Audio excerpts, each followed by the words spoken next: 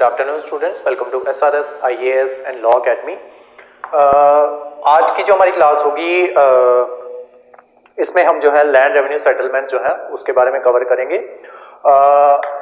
Revolt of 1857 जो है उसको स्टार्ट करने से पहले आपको दो क्लासेस जो है वो मैंने आपको करवानी है। एक क्लास जो होगी वो यही है लैंड रेवेन्यू सेटलमेंट, दूसरी क्लास जो है वो आपकी पेजेंट्स और ट्राइबल अपराइजिंग जो है उसके बारे में होगी। और इन्हीं दोनों की वजह से, ठीक है, वैसे हम पीछे से और भी काफी रीजंस जो है वो करते आ रहे हैं कि क्यों जो है ये सारे रीजन जो है वो किस तरीके से मिलके आगे जाके आपका रिवोल्ट की जो है वजह जो है वो बनेंगे, ठीक है।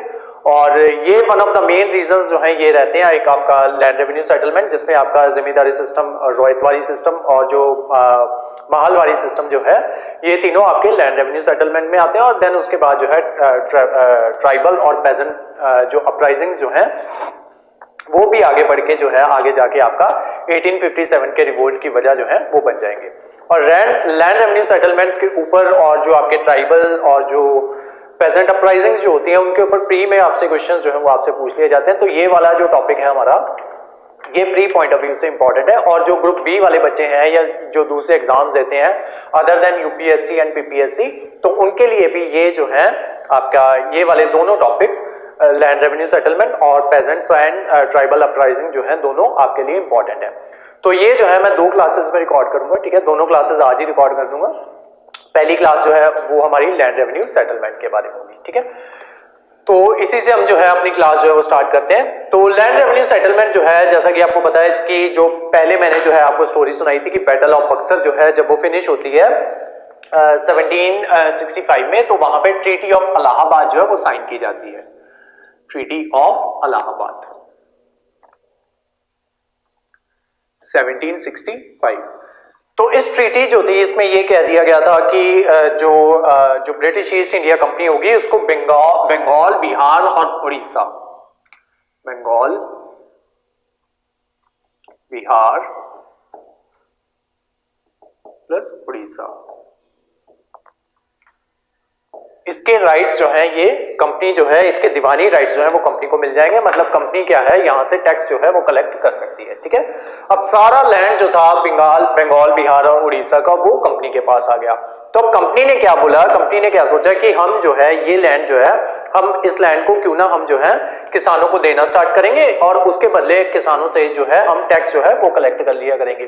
तो इसके लिए सबसे पहले अभी लैंड रेवेन्यू सेटलमेंट जो है जो आपके मेन जो आपके तीन पार्ट्स हैं, जमींदारी सिस्टम और जो आपका महलवारी सिस्टम और जो रोयतवारी सिस्टम है, वो फिलहाल के लिए नहीं आया है। उसकी बैकग्राउंड क्या है वो समझा रहा हूं मैं आपको, ठीक है। तो जब ये ट्रीटी ऑफ इलाहाबाद साइन हुई तो इसके दीवानी राइट्स जो थे ये इनको मिल गए। तो इन्होंने अंग्रेजों ने क्या सोचा कि क्यों ना हम जो है जो हमारे पास जो इतने बड़े बड़े खेत हैं तो हम क्या करते हैं इनको जो है ये किसान जो है इनको बांट देते हैं, ठीक है। तो मान लो 1000 एकड़ का एक खेत है, ठीक है। तो ये क्या करेंगे उसके पार्ट्स जो है ये कर देंगे, ठीक है। मान लो इसके 1000 पार्ट्स जो हैं वो उन्होंने कर दिए, ठीक है। और हर एक पार्ट जो है एक एक बंदे को दे दिया। अब ये जो है सिस्टम एक एक बंदे को दिया जाएगा या एक ही बंदे को दे दिया जाएगा, ये सिस्टम फिलहाल के लिए इन्होंने ऐसा अभी नहीं सोचा, ये आगे जाके सोचेंगे। अभी फिलहाल के लिए उनके पास क्या मुद्दा जो उनका मेन है कि ये जो है यहां से टैक्स जो है ये किस तरीके से कलेक्ट करना है या यहां से पैसे जो है वो किस तरीके से बनाए जा सकते हैं। तो सबसे पहले उस टाइम पे जो आपके गवर्नर जनरल थे वॉरेन हेस्टिंग, ये सारे नाम जो है ये आपके प्री पॉइंट ऑफ व्यू से इंपॉर्टेंट है, ठीक है। ये सारे नाम जो है ये मैं जो आपको नोट भेजूंगा ये नाम जो है आपको वहां पे मिल जाएंगे कि किस बंदे का क्या कंट्रीब्यूशन है। तो वॉरेन हेस्टिंग ने क्या किया, सबसे पहले उसने सोचा कि हम ऐसे करते हैं, हम 1 साल के लिए ना किसानों को ये जमीन जो है ये दे दिया करेंगे और उसके बाद जो है 1 साल के बाद क्या करेंगे कि हम देख लिया करेंगे कि उनकी उपज जो है वो कितनी हुई है और उसके अकॉर्डिंग जो है उनके ऊपर टैक्स जो है ये लगा दिया करेंगे। फिर उसके बाद ये सोचा गया कि अगर 1-1 साल के लिए हम फिर अगर इनकी उपज जो है वो जाननी है तो उसके लिए एक एक बंदे को यहाँ पे इनके खेतों में जाना पड़ेगा। तो इतना जो है मैन पावर जो है वो कहां से लाई जाएगी, ठीक है। और जब जिनको रिक्रूट करेंगे उनको भी पैसे देने पड़ेंगे कि यहाँ पे जाके तुम चेकिंग करो कि कितनी फसल जो है ये बन रही है इनकी। तो इन्होंने क्या किया, इस प्लान को खारिज कर दिया। फिर नेक्स्ट प्लान जो है वो लाया गया वॉरेन हेस्टिंग के द्वारा ही। उन्होंने बोल दिया एक नया प्लान जो है वो लेके आए जिसको नाम दे दिया क्विनक्विनियल सिस्टम, QUIN, क्विनियल, QUENNIAL, क्विनियल सिस्टम, जिसमें क्या किया गया, सेटलमेंट जो थी उसको 5 साल के लिए फिक्स कर दिया गया। ठीक है, कि अभी ये जो थी किसी एक किसान को अगर हम देते हैं तो उसको ये सेटलमेंट के लिए हम क्या करेंगे, 5 साल के लिए उसको फिक्स कर देते हैं। और दूसरा प्लान उन्होंने और लेके आए, कहते कि हम ऐसे करते हैं, हर एक किसान को, एक एक किसान को हम नहीं देते, हम ऐसे करते हैं एक ही बंदे को ना, ये 1000 एकड़ का जो खेत है या 1000 एकड़ की जमीन है, एक ही पर्सन को दे देंगे। ठीक है, बाद में इसी पर्सन को जो है जिम्मेदार कहना शुरू कर दिया जाएगा जब आपका जिम्मेदारी सिस्टम जो है वो ऑफिशियली लॉन्च होगा। ठीक है, तो अभी के लिए ये प्लान है कि एक ही बंदे को दे देते हैं और वो बंदा जनरली हम इंडियन ही रखते हैं। ठीक है, और उस बंदे से हम जो है सारा पैसा जो है हम उस बंदे से ले लिया करेंगे और उसको बोल देंगे कि तू यहां से जितना भी टैक्स कलेक्ट कर सकता है वो तू कलेक्ट कर देना, हमारा जितना हिस्सा बनता है वो हमें दे देना। ठीक है, अब क्या हुआ कि उस चीज को 5 साल के लिए फिक्स कर दिया गया। उसके बाद क्या हुआ कि उन्होंने रियलाइज किया कि ये सिस्टम जो था, ये सिस्टम भी काम नहीं कर रहा था। क्यों? क्योंकि क्या होता था कि जो यहां से टैक्स जो है जो कलेक्ट होता था उसका ज्यादातर हिस्सा जो है, मान लो इन्होंने इसको क्या बोला कि हमें तू जो है 100 रुपया दे देना। ठीक है, इस 1000 एकड़ का मान लो 1000 रुपया दे देना। ठीक है, 1 एकड़ के पीछे 1 रुपया, और तू देख लेना कि उनसे कितना चार्ज जो है ये करना है। ये बंदा क्या करने लग गया, ये यहां से 5000 रुपए जो है वो कमाने लग गया। अब सरकार को लगा कि हमें सिर्फ 1000 आ रहा है, ये अकेला बंदा जो है ये बचा 4000 ये अकेला बंदा कमा रहा है। तो सरकार को ये चीज भी रास नहीं, सरकार यानी कि उस टाइम की अंग्रेजी हुकूमत, उसको ये चीज भी नाराज आई। तो उसने क्या किया, उसने ये प्लान फिर से चेंज कर लिया और थोड़ी देर के लिए उसको एनुअल दोबारा कर दिया कि अब दोबारा से इस चीज को जो है एनुअली इस बंदे से पैसे जो है वो ले लिया जाएंगे और हर साल जो है हम अपने अकॉर्डिंग जो है इसके टैक्स और जो इसका जो रेट होगा ये 1000 एकड़ का अपने अकॉर्डिंग बढ़ाते जाएंगे। जैसे जैसे हमारे पास डेटा आता जाएगा कि पिछले साल जो है वो कितनी फसल हुई, उसके अकॉर्डिंग हम ये रेट जो है ये बढ़ाते जाएंगे। ये सिस्टम चल रहा था जिम्मेदारी सिस्टम आने से पहले। ठीक है, और ये सिस्टम सारा किसके द्वारा लाया गया था, वॉरेन हेस्टिंग के द्वारा। ठीक है, अब एक नया सिस्टम जो है, एक नया गवर्नर जनरल आएगा जिसका नाम होगा लॉर्ड कॉर्नवालिस। तो ये बंदा इंडिया में कब आता है, मैंने आपको बताया था कि जब सेकेंड एंग्लो जो फ्रेंच वॉर जो है वो होती है तो उस टाइम पे ये जो है आपका कॉर्नवालिस जो है ये इंडिया आता है। और मैंने आपको बताया था कि ये अमेरिकन वॉर ऑफ इंडिपेंडेंस जो है वो हार के आया था और इसके फादर जो है वो इंग्लैंड में काफी ज्यादा इन्फ्लुएंशियल आदमी है और वहां पे एमपी भी है। ठीक है, और वहां का जो क्राउन है उसके खास बंदे हैं ये। ठीक है, तो ये इसके फादर जो है काफी ज्यादा वहां पे इन्फ्लुएंशियल है और इन्फ्लुएंशियल है तो ऑब्वियसली अमीर भी होंगे। तो मैंने आपको ये बताया था कि जब भी लॉर्ड कॉर्नवालिस जो है उसको अब उसके अपने दिमाग में जो है ऐसी इमेज बना के रखो कि वो बंदा जो है एक तो बहुत ज्यादा अमीर है, तो ये मान के चलो कि वो भी वहां का जिम्मेदार ही है। ठीक है, वहां पे भी उनके पास बहुत सारी जमीन है। उसके अलावा उसका शौक क्या है कि वो बुलेट जो है वो चलाता है। ठीक है, और बुलेट के पीछे उसने क्या लिखवाया हुआ है, हाइपोथेटिकली बोल रहा हूं मैं आपको कि बुलेट के पीछे उसने लिखवाया हुआ है कि जिम्मेदारों ना काका ना फिक्र ना फाका। ठीक है, और बुलेट भी ऐसा नहीं है उसके पास, वो जो आपने जो शोले मूवी देखी है उसमें एक साइड में ट्रॉली लगी होती है ना, ऐसी वाली बुलेट है उसके पास। ठीक है, तो इतना इमेजिन कर लो, फिर आगे की स्टोरी जो है वो चलते हैं। अब इसके लिए हम क्योंकि तीनों सिस्टम जो है वो करने जा रहे हैं तो उसके लिए एक बार जो है मुझे आपको मैप पे जो है वो बताना होगा ताकि आप बेहतर तरीके से उसको समझ सको। ठीक है, तो मैप ड्रॉ कर लेते हैं।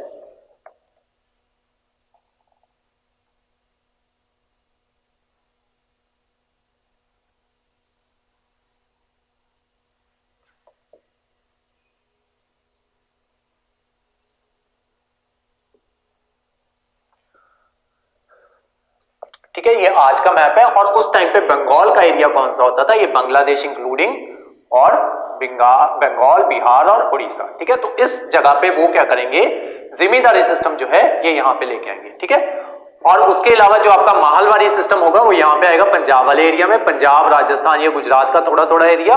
और जो आपका दूसरा सिस्टम है रॉयतवारी सिस्टम है वो आपका साउथ में आएगा, मद्रास वाले एरिया में। ठीक है, तो उसको ऐसे रिप्रेजेंट करते हैं रॉयतवारी को। और जो आपका ये वाला है पंजाब वाला एरिया, इसको हम स्ट्रेट लाइन से रिप्रेजेंट कर देते हैं। ठीक है, कि इस एरिया में उन्होंने माहलवारी सिस्टम जो है वो लेके आया। अब तीनों सिस्टम जो है उनको धीरे धीरे समझते हैं। सबसे पहले मैं आपको परमानेंट सेटलमेंट जो है जिसको जिम्मेदारी सिस्टम जो है वो कहा जाता है वो करवाऊंगा। प्री में कौन कौन से क्वेश्चन पूछे जाते हैं वो मैं आपको बताऊंगा। और देन उसके बाद जो है जो यूपीएससी वाले बच्चे हैं उनके लिए इस सिस्टम के कॉजेज और इम्पैक्ट्स वगैरह जो है या ये जो एक्सपेक्टेशंस जो थी ये क्या थी परमानेंट सेटलमेंट की, सेटलमेंट से जो क्या एक्सपेक्टेशंस जो थी वो लगाई जा रही थी और इसकी आउटकम्स क्या हुई परमानेंट सेटलमेंट की, वो आपको जो है वो मैं आपको लिखवाऊंगा। देन उसके बाद रॉयत वारी और जो दूसरे सिस्टम जो है उसको डिस्कस करेंगे। ठीक है, तो सबसे पहले देखते हैं, इतना आपको समझ में आ गया कि सबसे पहले वॉरेन हेस्टिंग जो है वो ये नाम जो है परमानेंट सेटलमेंट से सबसे पहले जो प्लान लाया गया कि एक ही बंदे को जो है वो दे देते हैं, वो किसके द्वारा लाया गया, वो वॉरेन हेस्टिंग के द्वारा लाया गया। ठीक है, लेकिन अब जब क्वेश्चन आपसे पूछ लिया जाए कि परमानेंट सेटलमेंट को इंडिया में इंट्रोड्यूस किसने किया, तो वो किया था लॉर्ड कॉर्नवालिस ने। ठीक है, क्योंकि उस बंदे ने इस चीज को एक नाम दे दिया। ठीक है, उसने इस चीज को एक नाम दे दिया। अब इस परमानेंट सेटलमेंट को भी अलग अलग नामों से जाना जाता है, वो नाम भी सारे जो है वो आपको पता होने चाहिए। ठीक है, तो पहला नाम है इसका परमानेंट सेटलमेंट। ठीक है, पहला नाम है इसका परमानेंट सेटलमेंट ऑफ बंगाल। तो ये बंगाल वाले एरिया में थी परमानेंट सेटलमेंट, तो इसी वजह से परमानेंट सेटलमेंट ऑफ बंगाल जो है वो इसको कहा जाता है। और उसी के साथ साथ इसको जिम्मेदारी सिस्टम के नाम से भी जाना जाता है और उसी के साथ साथ इसको स्थायी बंदोबस्त उसके नाम से भी इसको जाना जाता है। और एक नाम इसका और है, वो है इस्तामारी सिस्टम। इस्तामारी सिस्टम। ठीक है, तो ये सारे नाम जो है ये एक ही चीज के नाम है, परमानेंट सेटलमेंट या जमींदारी सिस्टम। ठीक है, तो इसको अलग अलग 4 नामों से जाना जाता है। और कहां कहां पे इसको लाया गया, ठीक है, जो मेन एरिया जो था वो उसका ये वाला था, बंगाल, बिहार और उड़ीसा, या आप कह लो कि बंगाल वाला एरिया। लेकिन ऐसा नहीं है कि ये सिर्फ और सिर्फ बंगाल वाले एरिया में ही था। यहाँ पे थोड़ा सा एरिया जो है आपका बनारस का, वहां पे भी इसको इंट्रोड्यूस किया गया। बिहार वाला एरिया जो था वहां पे भी इसको इंट्रोड्यूस किया गया और उड़ीसा वाला जो एरिया था वहां पे भी इसको इंट्रोड्यूस किया गया। तो ये वाला एरिया जो था वो मेनली यहाँ पे हुआ और ये जो छोटा सा एरिया बनारस का, यहाँ पे भी इसको इंट्रोड्यूस करने की कोशिश क्या, यहाँ पे भी इंट्रोड्यूस जो है ये इसको किया गया। ठीक है, अब हुआ क्या कि जब आपका कॉर्नवालिस जो है वो गवर्नर जनरल बनता है 1786 में। 1786 में कॉर्नवालिस को जो है गवर्नर जनरल लगा दिया जाता है बंगाल का। ठीक है, और इतना मैंने जो है वो आपको करवा दिया था कि गवर्नर जनरल जो है बाद में ये वाला जो आपका ये वाला एरिया होगा, बॉम्बे और मद्रास प्रेसिडेंसी जो होगी ये इसके अंतर्गत आ जाएगी गवर्नर जनरल के। ठीक है, तो गवर्नर जनरल की पावर जो है वो बढ़ चुकी है और कॉर्नवालिस जो है उसको गवर्नर जनरल जो है वो लगा के भेज दिया गया है। ठीक है, तो उसके बाद क्या होता है कि ये जो है अब इनके पास जमीन तो थी, अब ठीक है, अब इनको क्या करना था, पैसे जो है उस जमीन से पैसे कमाने थे। और मैंने आपको क्या बताया था कि कॉर्नवालिस जो है, कॉर्नवालिस ये इंग्लैंड में भी जमींदार है। ठीक है, इसके फादर जो है जमींदार है, अमीर बंदा है। ठीक है, और क्या है, बुलेट पे आया है और बुलेट में साइड पे वो जो होती है सीट जो होती है वो भी लगी हुई है। ठीक है, जो जय और वीरू वाली जो आप शोले मूवी में देखते हो, ठीक है, या मुन्ना भाई MBBS में आप देखते हो ना जहां पे सर्किट बैठता होता है, तो वैसी भी एक इसकी सीट है। वो सीट क्यों लगा रहा हूं उसका रीजन आगे जाके बताता हूं। ठीक है, तो इसने क्या किया, इसने एक कमेटी जो है वो बिठाई कि हमें जो है यहाँ पे कौन सा सिस्टम जो है वो किस तरीके से हम अपना सिस्टम जो है यहाँ पे इंट्रोड्यूस करें। कि पहले जो है वॉरेन हेस्टिंग का जो सिस्टम था वो जो है वो फेल हो रहा है। ठीक है, कभी उसको 5 साल के लिए जो है वो कर दिया जाता है और कभी जो है हम 1 साल के लिए करते हैं, तो उसमें जो है हमारे रिसोर्सेज जो है बहुत ज्यादा जा रहे हैं और अंग्रेजों को उतना फायदा नहीं हो रहा, बल्कि इंडियंस जो है, जो इंडियन जमींदार है वो ज्यादा फायदा जो है वो उठा रहे हैं। तो सिस्टम के लिए क्या किया गया, इन्होंने एक कमेटी बना दी और कमेटी में एक बंदा था जेम्स ग्रांट। ठीक है, एक बंदा ये था और दूसरा था बंदा जॉन शोर, JOHN शोर, SHOR। ठीक है, तो ये दोनों बंदे जो थे ये इसी के साथ बुलेट पे आए थे। ठीक है, तो इन दोनों की एक कमेटी जो है ये बना दी।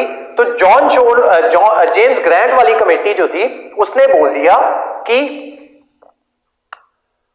हम ऐसे करते हैं, हम जो है जो किसान जो है सारे के सारे, मतलब अगर हमारी 1000 एकड़ की जमीन है तो हम क्या करते हैं, हम सारे किसानों के साथ जो है मिलके एग्रीमेंट कर लेते हैं कि तुम लोग जो है हमें जो है मिलके पैसे जो है वो दे दिया करना। ठीक है, ये बात किसने करी, जेम्स ग्रांट ने। ठीक है, जॉन शोर क्या कहता है कि हम ऐसे करते हैं, हम सिर्फ एक ही बंदा जो है जिसको लैंडलॉर्ड जो है वो कहा जाएगा, लैंडलॉर्ड या फिर जमींदार, कि हम एक बंदा अपॉइंट करते हैं। ठीक है, उसी के साथ हम डील करेंगे। कहां, इतने 1000 किसान जो हैं और क्या पता एक किसान 1 एकड़ जमीन जो है वो हैंडल कर भी पाएगा कि नहीं, ठीक है, हो सकता है हमें 1 एकड़ को भी मल्टीपल पार्ट्स में डिवाइड करना पड़े, तो कहां हम इतने किसानों के साथ सर खपाई जो है वो करते रहेंगे। तो हम एक बंदा जो है जिसको लैंडलॉर्ड जो है वो कहा जाएगा या जमींदार कहा जाएगा, हम उसी को यहाँ पे ये सारी जमीन जो है उसको दे देते हैं और उसको कहते हैं, उसके साथ एक सिस्टम जो है ये रख लेते हैं, टैक्सेशन सिस्टम जो है उसके साथ रख लेते हैं और वो टैक्स जो है वो हम खुद से डिसाइड कर लेते हैं और वो जमीन जो है उसको दे देते हैं, वो आगे उससे किसानों से उसका टैक्स जो है वो कलेक्ट कर लिया करेगा, ठीक है। तो ये प्लान किसका दिया गया, जॉन शोर का दिया हुआ, ठीक है। तो अब 2 बंदे जो है वो आपको नाम याद रखने हैं कि जेम्स ग्रांट और जॉन शोर, इन दोनों ने एक कमेटी जो है किसके द्वारा बनाई गई, कॉर्नवालिस जो है उसके द्वारा कमेटी बनाई गई और उसने जॉन शोर की बात मानी जिसने बोला था कि लैंडलॉर्ड जो है उसको सारी जमीन जो है वो सौंप देते हैं, ठीक है। और जेम्स ग्रांट ने बोला था कि हम किसानों के साथ जो है किसानों के साथ डायरेक्ट डील करेंगे, जॉन शोर जो है वो कहता है हम जमींदार के साथ डील करेंगे, जमींदार खुद ब खुद किसानों के साथ डील करता रहेगा, ठीक है। तो ये हो गया आपका जिम्मेदारी सिस्टम। अब इसके फीचर्स कुछ रखे गए कि कुछ रूल जो है वो रखे गए कि जब इसको जमीन दी जाएगी तो क्या रूल्स होंगे, ठीक है। तो पहला रूल ये रखा गया कि सबसे पहले तो हम जो है जिम्मेदार के साथ जो है डील करेंगे और जिम्मेदार आगे किसानों के साथ डील करेगा, पहला रूल, ठीक है। दूसरा रूल क्या रखा गया कि इसका जितना भी होगा ना, मान लो इसकी जो है कीमत जो है वो 100 रुपए है, ठीक है, पूरी इसकी, उसका इसको 89% जो होगा वो अंग्रेजों को देना होगा और बाकी बचता 11% ये क्या करेगा, ये लैंडलॉर्ड का होगा, ठीक है। तो इसका जितना भी टैक्स कलेक्ट हुआ वो उसका 89% इसको क्या करना होगा, अंग्रेजों को देना होगा, ठीक है।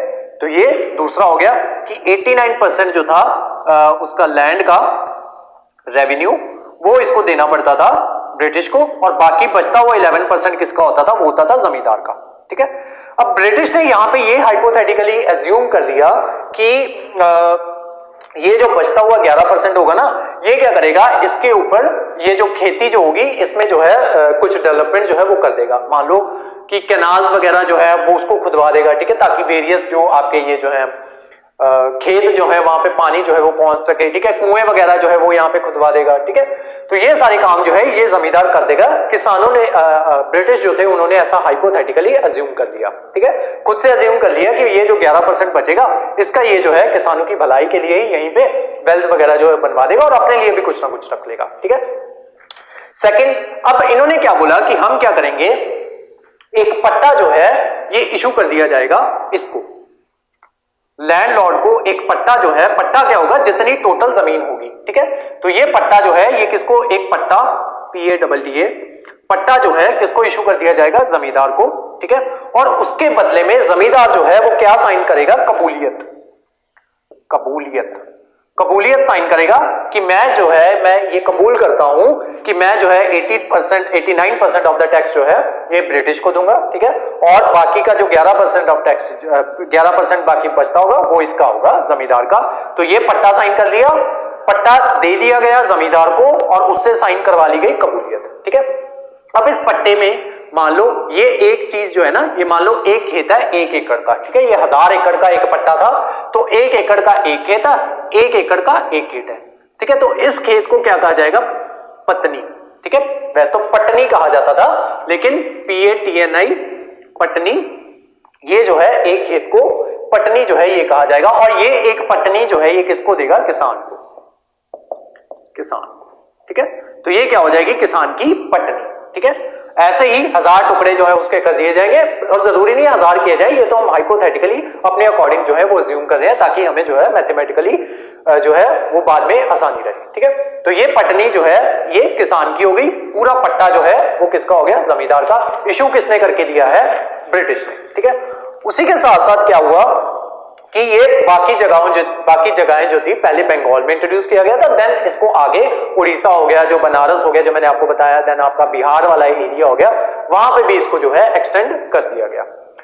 अब ये जो चीज जो थी इसको टेम्पररी जिम्मेदारी जो थी ये इंट्रोड्यूस की गई थी आपकी यही इन्हीं एरियाज में, लेकिन थोड़े थोड़े दूसरे एरियाज थे, जैसे आपका सेंट्रल प्रोविंस हो गया, ठीक है, जिसको गुजरात और मध्य प्रदेश वाला एरिया जिसको कहते हैं, इसको सेंट्रल प्रोविंस जो है ये कहा जाता है। यहां पे भी टेम्पररी तौर पे इन्होंने इस चीज को इंट्रोड्यूस करने की कोशिश की, लेकिन यहाँ पे क्या हुआ, यहाँ पे ये फेल होना स्टार्ट हो गई, ठीक है। फिर यहाँ पे कोई दूसरा सिस्टम जो है वो इंट्रोड्यूस किया जाएगा, वो कौन सा होगा, वो महलवारी होगा, ठीक है। हाँ महलवारी होगा वो। तो ये फेल होना क्यों स्टार्ट हो गया? अब यहां पे क्या होता कि मान लो इन्होंने ब्रिटिश ने बोल दिया कि हमें जो है 1000 एकड़ का हमें 1000 रुपया जो है वो तो दे देना, ठीक है। तो ये कीमत इसकी तय होगी 1000 रुपया, ठीक है। अब इसने 1000 रुपया नहीं, इसकी मान लो सारी की कीमत कितनी है 1000 रुपया, ठीक है। अब इसने इसका कितना देना है 89%, ठीक है। तो वो कितना हो गया 890, ठीक है। अब इसने किसान इनको ब्रिटिश को 890 रुपए जो है वो एक साल के अंदर टैक्स कलेक्ट करके जो है वो देना है। किसी साल क्या हुआ कि उपज जो थी वो ज्यादा हो गई, ठीक है। हो सकता है इसने किसानों से ज्यादा टैक्स ले लिया हो, ठीक है। वो तो इस पे है ना, किसानों पे टैक्स कितना लेगा। अब टेक्निकली देखा जाए तो 1 एकड़ का 1 रुपया बनता है, हो सकता है इसने 2 रुपए चार्ज कर लिए, ठीक है। तो ये तो डबल कमा गया, ये तो 2000 कमा गया। लेकिन ब्रिटिश वालों को कितना देना है 890 ही, जितने में इसने खरीदा था। तो ब्रिटिश वालों को दोबारा लगने लगा कि ये तो जो है ये हमारे साथ चीज जो है ये गलत हो रही है, ठीक है। अब जब ये टैक्स बढ़ाता था, जब ये बंदा जमींदार ने टैक्स बढ़ाया, ठीक है, तो ये क्या करता था, किसान जो थे वो जमींदार के पास आना स्टार्ट हो गए, वो किसान आके जमींदार को पीट देते थे। अब जमींदार ने क्या करना स्टार्ट कर दिया, जमींदार ने अपने लठमार जो थे वो रखने स्टार्ट कर दिए, ठीक है। बॉडीगार्ड जो थे, पर्सनल बॉडीगार्ड जो थे वो रखना स्टार्ट कर दिए, ठीक है। और जब किसान इसको पीटने आते तो ये कहता कि मैं तो कुछ नहीं कर रहा हूं, टैक्स जो है वो तो ब्रिटिश ने बढ़ाया हुआ है। जब किसान ब्रिटिश के पास पहुंचे तो उन्होंने बोला कि यार हम तो इतना ही टैक्स लेते हैं, ठीक है, हमें क्या पता वो तुमसे कितना टैक्स जो है वो कलेक्ट कर रहा है। तो अल्टीमेटली फायदा जो ले रहा था वो यही ले रहा था। उसके अलावा यहाँ पे एक चीज जो थी ये तो हो गई कि ब्रिटिश जो है वो यहाँ पे किस तरीके से हार रहे थे। एक चीज जो थी वो और होती थी, इन्होंने जो था टैक्स इतना 89% जो है वो टैक्स रखा हुआ था। धीरे धीरे ब्रिटिश वालों को भी समझ में आने लगा कि हमें जो है टैक्स जो है वो बढ़ाना है, ठीक है। तो इन्होंने ज्यादा इसकी कीमत जो थी, मान लो पहले 1000 में बेच रहे थे तो यहीं पे अब 1000 एकड़ का 3000 रखने लगे, यानी कि एक एकड़ की कीमत जो थी वो 3 रुपए हो गई, ठीक है। अब यहां पे क्या होने लगा, उन्होंने ये लोग जो थे ये एक सनसेट क्लॉज जो भी लेके आए। सनसेट क्लॉज, सनसेट क्लॉज में क्या होता था कि इनसे क्लॉज जो है वो साइन करवाया जाता था कि मान लो आज 31 मार्च है, ठीक है, या 31 दिसंबर है, तो आज शाम 5 बजे तक 5 PM तक तुम लोगों को क्या करना है, जो तुम्हारा एक साल में जितना भी तुमने कमाया है, ठीक है, उसका 89% जो है वो लाके हमें देना है, ठीक है। पहले ये ओवरऑल फिक्स हुआ था कि 3000 एक कीमत जो थी वो फिक्स कर दी गई, एंड देन कह दिया गया कि उसका जो 89% होगा, 3000 का 89% होगा वो तुम्हें देना होगा। बाद में अंग्रेजों ने क्या बोला कि जितनी इसकी फसल होगी ना उसका 89% जो है वो तुम्हें देना पड़ेगा, ठीक है। अब उस वजह से क्या होगा कि किसान जो होंगे अब उनकी एक्सप्लॉयटेशन जो है वो ज्यादा होनी स्टार्ट हो जाएगी, और जिम्मेदार जो होगा उसकी भी एक्सप्लॉयटेशन जो है वो ज्यादा होनी स्टार्ट हो जाएगी। पहले क्या होता था, पहले एक नंबर जो है वो फिक्स होता था, उसके बाद जमींदार क्या करता था अपने अकॉर्डिंग जो है वो टैक्स बढ़ा देता था। मान लो अगर पहले 1000 रुपया फिक्स है तो इसका हक तो इतना ही बनता है कि 1 रुपए एकड़ के हिसाब से बेचे, ठीक है। उसका मन होता था वो 10 रुपए एकड़ के हिसाब से भी लैंड जो था वो रेंट पे दे देता था, ठीक है। तो फायदा कौन कमाता था यहाँ पे, आपका जिम्मेदार। जैसे ही उन्होंने बोल दिया कि जितनी उसकी प्रोडक्शन होगी उसी के अकॉर्डिंग जो है उसका 89% जो है, जितना उससे रेवेन्यू कलेक्ट होगा उसका 89% देना पड़ेगा, तो उस वजह से क्या हुआ कि ये जो था जिम्मेदार जो था घाटे में रहने लग गया। और उसी के साथ साथ क्या होता कि जो जिम्मेदार जो है अब उसको लगता कि चलो पैसे तो क्या कहते हैं 89% ही देना पड़ेगा, ठीक है, तो क्यों ना मैं 3000 का 11% जो है वो रखूं रादर देन 1000 का 11% रखूं, ठीक है। तो उससे क्या किया उसने, और जो है किसानों के टैक्स जो है वो और बढ़ाने स्टार्ट कर दिए, ठीक है। अब आते हैं सनसेट क्लॉज की बारी। तो इन्होंने बोल दिया था कि टोटल का 89% जो है वो हमें देना पड़ेगा, कि जितना तुम बनाते हो उसका 89%, जितना तुम कमाते हो उसका 89% ब्रिटिश को देना होगा। सनसेट क्लॉज में क्या कह दिया गया कि अगर 5 बजे तक, ठीक है, जिस दिन लास्ट तारीख है अपना टैक्स जो है वो जमा करवाने की, अगर 5 बजे तक तुम जो है अपना टैक्स जो है वो जमा नहीं करवा पाओगे तो उस वजह से क्या होगा, तुमसे वो जमीन जो है वो छीन ली जाएगी, ठीक है। तो जमींदार से वो जमीन जो थी वो छीन ली जाती, साथ में उसे टैक्स जो है वो कलेक्ट करवाया जाता, जमींदार उसकी जमीन छीन ली जाती। और ये जो 1000 किसान जो थे, ठीक है, अगर 1000 टुकड़ों में उसको बांटा था तो 1000 किसानों के सामने इस बंदे की बेइज्जती हो जाती, ठीक है। तो बहुत से जमींदारों ने क्या करना स्टार्ट कर दिया, वो कई बार यहां से टैक्स ही नहीं कलेक्ट कर पाते, तो उन्होंने क्या करना स्टार्ट कर दिया, यहाँ पे अपनी जमीनें जो थी वही छोड़ के वो भागने लगे यहाँ से, ठीक है। वहां से 1000 एकड़ जो था वो छोड़ के कहीं और किसी दूसरे गांव में भाग जाते हो, ठीक है।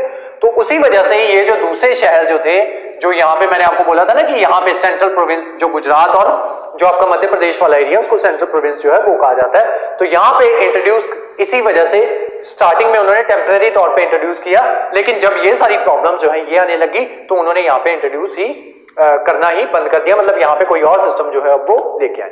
ठीक है, तो यही था आपका सारा सनसेट क्लॉज। उसी के अलावा उस सनसेट क्लॉज में ही एक बात जो थी वो और कही गई थी, जब ये जो है जब इसको यहां से निकालते हैं ना तो उसके ऊपर क्या होता है, इनके ऊपर मुकदमा जो है वो चलता। ठीक है, उस मुकदमे में फिर ये जमींदार जो था ये अपनी गवाही देता, ये कहता कि मतलब आपने बोला है कि किसानों से कलेक्ट करो, अब किसान जो है वो मुझे पैसे नहीं देते, ये हो जाता है, वो 100 बहाने लगाता।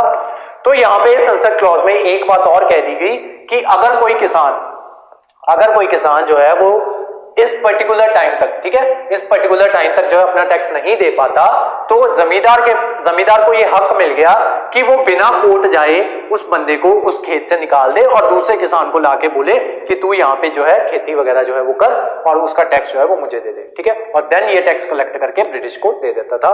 ये सब कुछ कहा गया आपके सनसेट क्लॉज में। अब ये सनसेट क्लॉज जो था ये इंट्रोड्यूस ऐसे नहीं हुआ कि एकदम से इंट्रोड्यूस हो गया जब ये सब कुछ चीजें आई।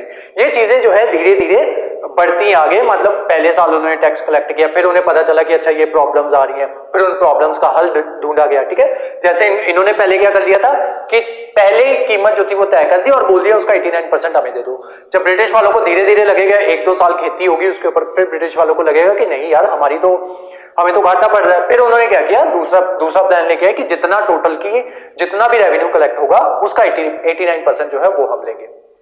दूसरा ये हुआ, फिर धीरे धीरे उन्हें पता चला कि ये जो है टाइम से पैसे नहीं देते, फिर उन्होंने धीरे धीरे सनसेट क्लॉज जो है वो इंट्रोड्यूस किया। अब इसको इंट्रोड्यूस किसने किया था, वो था आपका लॉर्ड वेल्सली। लॉर्ड वेल्सली, पूरा नाम है लॉर्ड रिचर्ड वेल्सली। ठीक है, तो इसके बारे में और भी फैक्ट्स जो है वो मैंने आपको लिखवाए थे। लॉर्ड रिचर्ड वेल्सली के कब इंट्रोड्यूस किया, 1799 में। ठीक है, 1799 में इसको जो है इंट्रोड्यूस करते हैं। और जमींदारी सिस्टम जो था ये आपका कब आ गया था, 1786 में। ठीक है, तो 86 में सिस्टम आया है। 1799 में जाके जो है उसके कितने साल बाद, 4 + 9, ठीक है, तो 13 साल बाद जो है ये आपका सनसेट क्लॉज जो है ये आता है। ठीक है, और रिचर्ड आपका लॉर्ड रिचर्ड वेलेस्ली जो था उसने जो है इसको इंट्रोड्यूस किया था। और इस चीज को क्या कहा जाता था, हप्टन, HAPTAN, हप्टन। हप्टन का मतलब यही होता था कि अगर कोई किसान जो है वो नहीं दे रहा, अपने पैसे जो है वो नहीं दे रहा, तो उसको जो है लैंडलॉर्ड जो है वो उसी टाइम पे इविक्ट जो है वो कर सकता है और उसको जो है इसके लिए किसी भी कोर्ट में जाने की जरूरत जो है वो नहीं है। अब इनको इविक्ट करने के लिए ही ये जो है क्या रखेगा, लठमार जो है वो रखेगा। ठीक है, तो वो किसानों को आके पीट दिया करेंगे। ठीक है, तो उससे जो है बाद में आगे जाके आपके इन्हीं रीजंस की वजह से आगे जाके आपके पेजेंट अपराइजिंग जो है वो होंगे। उसकी स्टोरी थोड़ी सी अलग है, वो अलग से बना के जो है वो आपको सुनाऊंगा। ठीक है, अभी आप क्या करो, इसके रिगार्डिंग नोट्स जो है जितने बनते वो बना लो। ठीक है।